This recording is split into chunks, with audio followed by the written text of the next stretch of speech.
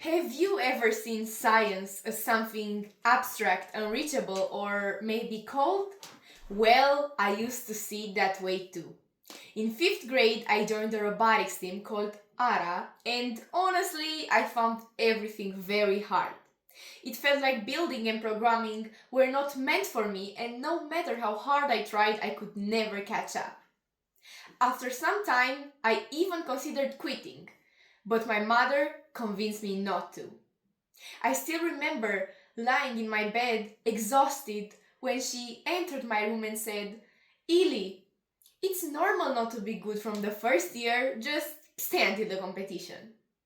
Fortunately, I wasn't a teenager yet, so I listened to her.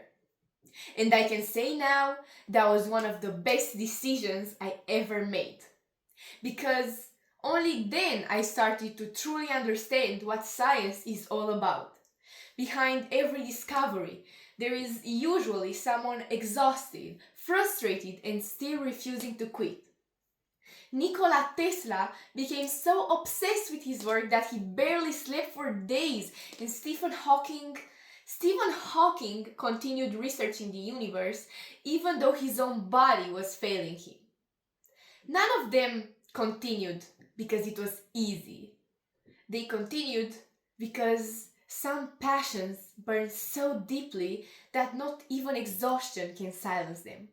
And for me, that feeling became real the same year I almost quit.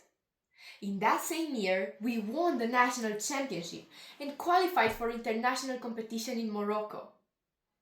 When we arrived, something we never expected happened.